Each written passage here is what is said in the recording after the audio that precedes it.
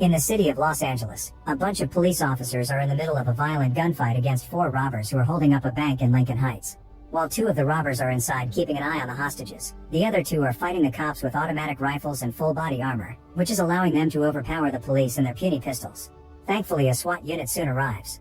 Officers Jim and Brian rappel down from the helicopter with 2 other men to land on the roof of the bank, where they tunnel their way down to the storeroom and find a safe way to the lobby by using a special spying camera. While a few SWAT snipers take a spot on the roof of a building across the street, a third team approaches from the ground. At that moment, one of the robbers outside tries to escape in a getaway car, but a sniper quickly takes him out with 1 shot. The other robber continues to fight the cops, however the ground unit soon reaches him and takes him down too. The 2 robbers inside start to panic, and the ground unit sends a secure phone for a SWAT negotiator to try to arrange the release of hostages. While the negotiator deals with the robbers, Lieutenant Velasquez calls his team inside the bank to ask them to wait, but Brian ignores the order. He drops into the storeroom, and while Jim has no choice but to follow him, Brian sneaks into the back of the main lobby to get in a good position to shoot down the robbers. Velasquez keeps calling him, but all the calls are ignored. Getting more nervous by the second, one of the robbers grabs a woman and aims his gun, ready to kill her. Seeing this, Brian shoots the robber through the woman's shoulder, killing the guy but also wounding the woman in the process. Jim takes out the last robber, finally putting an end to this. Afterward, Jim checks on the woman and calls for an ambulance, and when Brian wonders if the woman will be okay, Jim snaps, not happy about what Brian did. Later at the precinct, Captain Fuller is furious at Jim and Brian for disobeying orders, especially since the wounded woman will sue them for negligence. Fuller fires them from the SWAT division, but Velasquez cuts in and asks him to at least keep them on the team so they can eventually get a chance to get their jobs back. Fuller agrees and relegates them to cage duty, a degrading position involving the maintenance and distribution of weapons and accessories to other officers. Brian is insulted and tells Fuller off, but this only makes it worse for himself and he storms off in anger. When Jim hesitates, Fuller offers him a chance to get back on the team right away if Jim agrees to rat out Brian for recklessness. Meanwhile, Brian has decided to quit and is now packing his bag. Suddenly, Jim reveals that he agrees with Fuller that Brian was reckless out there, and an argument ensues as Jim refuses to quit too. Brian assumes Jim ratted him out and hits his head against the mirror before leaving. 6 months later, Jim keeps training in his free time, but at work he's in the gun cage, performing menial tasks for other police officers. One day, Sergeant Hondo comes to the precinct and asks Jim to fix his customized M4 rifle. Jim notices the custom job and is impressed. Then Hondo meets with Velasquez to talk about the number of scathing articles criticizing the LAPD, which has caused the chief to order a reform of the department. Velasquez wants Hondo to form a new SWAT unit for him to command and offers 2 of his own officers, TJ and Michael. Hondo accepts them and decides to pick out 3 more candidates from the personnel files, although Fuller will have the final say later. After finishing with Hondo's weapon, Jim goes home to find his girlfriend trying to move out of their apartment. She claims things between them aren't good anymore and Jim hasn't been the same since he was taken off the SWAT team. She tries to kiss him one last time, but he turns her down and lets her leave. The next day at work, it's revealed that while working at the cage, Jim has invented a new piece of equipment that he plans to patent in the future. A gigantic hook and chain designed to take down walls or barricades and end hostile standoffs, which he calls the key to the city. As he's explaining his invention to his gun cage partner, Hondo comes in and appreciates Jim's idea. He retrieves his weapon and is impressed by the improvements Jim has done to it. Sometime later, Hondo takes some of the officers out for target practice on the firing range. TJ manages to outshoot Hondo, who bets $200 that Jim can beat TJ, accepting the challenge. TJ faces off against Jim, who ends up victorious to everyone's surprise except Hondo's. Meanwhile, French mobster Alex arrives at Los Angeles, where the guards almost take away his knife, but he manages to keep it by saying it's a family gift. After his men welcome him and give him a fake passport for later, Alex goes to visit his uncle at a local restaurant while pretending to be there as a birthday surprise. However, Alex actually knows his uncle has been stealing money from the family for a while, so after sharing a meal, Alex quickly kills his uncle with a knife. Then Alex leaves the restaurant alone in the car, and eventually he's pulled over by the cops for a broken taillight. Since the car belongs to Alex's uncle and there is an arrest warrant out for him, Alex gets arrested for questioning and verification of his identity. He tries to bribe the cops to get out of it to no avail, so Alex ends up in a cell. Back to Hondo, he recruits Jim as his driver for the day in order to look for some recruits. They first investigate Officer Deke, who is found in the middle of a foot pursuit with a suspect. As those two run through the streets, Hondo and Jim decide to join the chase, running for a few blocks until they manage to bring down the suspect. This angers Deke because he wanted to do it alone. However, he calms down when Hondo invites him to join the team. Then they visit another candidate who makes a bad first impression on Hondo by being a vegetarian, too polite, and too much of a stickler to last long in Hondo's unit. Next they move on to a Metro police officer named Chris, who has apparently applied and qualified several times for SWAT but keeps getting turned down because of several misconduct grievances from suspects filed with Internal Affairs. They hear Chris is at the local ER and find his partner keeping watch over a thug with multiple bruises on his face, which were a gift from Chris. Hondo goes looking for the officer and discovers Chris is a woman, because Chris is short for Christina. This makes Hondo realize that Fuller probably kept Chris off the SWAT roster because of her gender, and the misconduct complaints were an excuse, especially when Chris tells Hondo that most of the charges against her came from resisting violent male perps that couldn't deal with the fact that they were manhandled by a woman. Hondo likes her right away and offers her a position on his team. When they return to headquarters, Jim asks Hondo if he's planning on touring with him for another day or if he's actually going to tell him why he took him on this recruitment run. Hondo asks Jim if he wants to be on the team, and when Jim hesitates because he knows Fuller won't approve, Hondo asks if Jim gave up Brian. When Jim says he didn't, Hondo gives him the last spot on the team.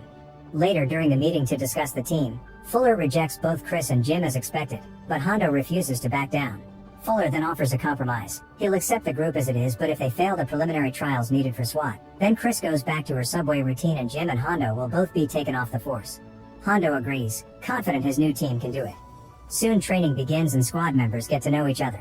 It's revealed that Jim's ex-girlfriend is Michael's sister, and since Michael assumes Jim did her wrong, there's some friction between them and a fight must be stopped by the others before it gets nasty.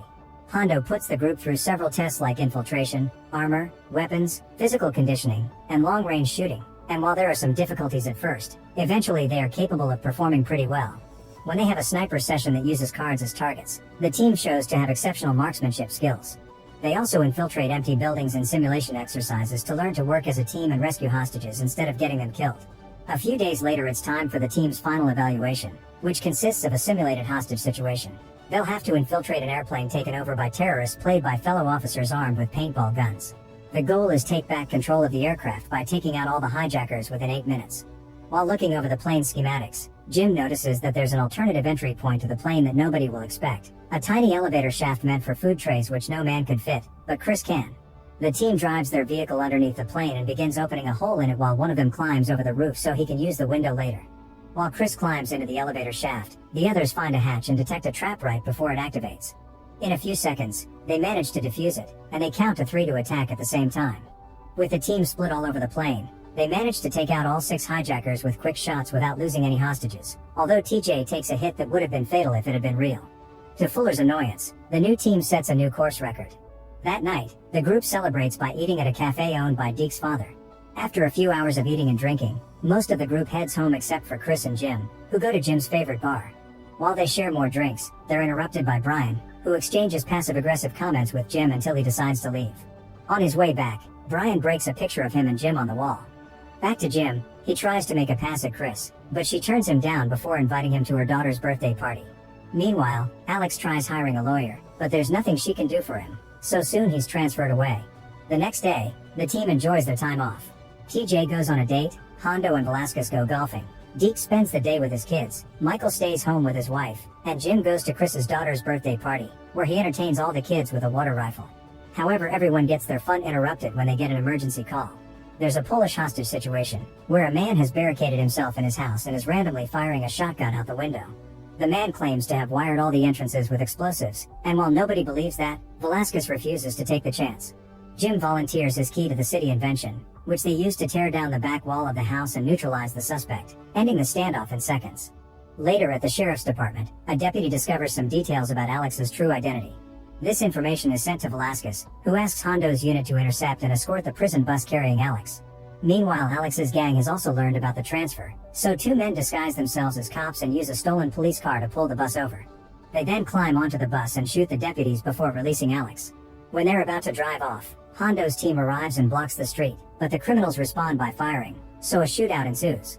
While civilians run away in panic, the team quickly shoots down all the fake cops, and when Alex tries to escape on the stolen police car, they shoot at it until it crashes and they recapture Alex.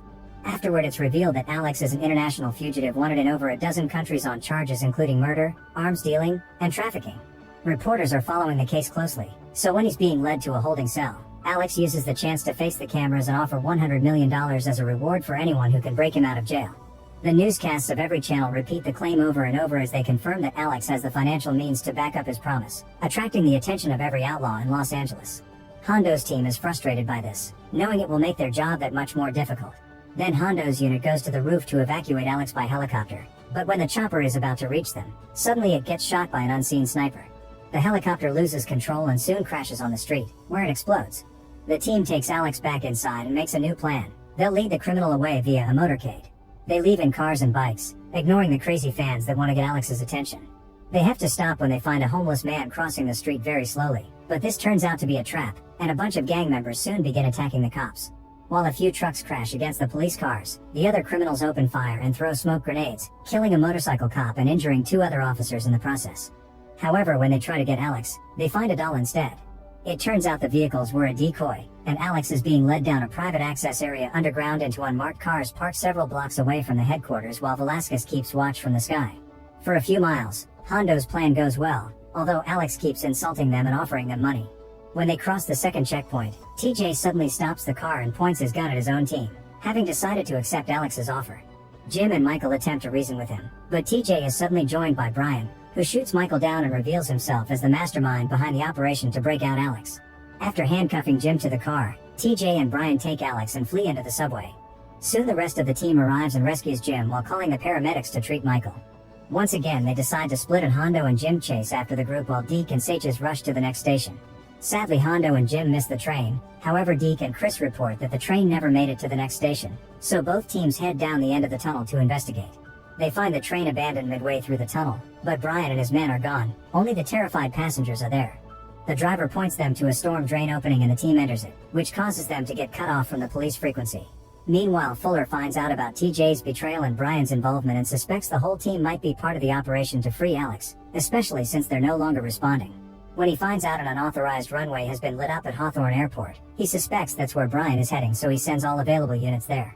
While the team tracks down the criminals through some sewer tunnels and dodges bats in the process, Brian sets up a booby trap made with a claymore mine and smoke grenades, although TJ doesn't like it very much. Hondo's team ignores the smoke and keeps going, and when Deke almost triggers the trap, Jim stops him just in time. While Jim disarms the claymore, Brian's group reaches the end of the tunnel, and they lock the door behind them before leaving the area.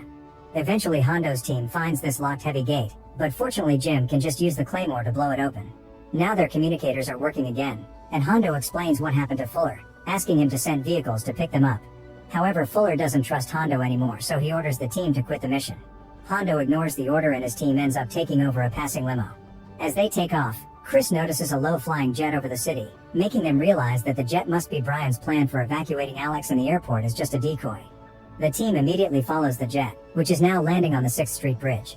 Brian and his men immediately take the jet's terrified owners as hostages and board the plane, ready to escape. The team takes the limo to the bridge, and when 2 criminals open fire to make the roadblock explode, Hondo just drives through it without hesitation. The cops open fire to try to stop the plane, and when it doesn't work, Hondo hits the plane's landing gear right before it takes off, causing it to crash. Another gunfight ensues between SWAT and Brian's men, during which Chris gets hit on the shoulder. Alex tries to run away, but Deke chases him on foot and immediately recaptures him. Brian leaves the plane safely by using a hostage as a shield, then he rappels down from the bridge and Jim goes after him. Meanwhile, Hondo confronts an injured TJ, who says he regrets his actions and asks about Michael. After Hondo confirms that Michael is expected to recover from his injuries, TJ pulls out his gun and self-deletes.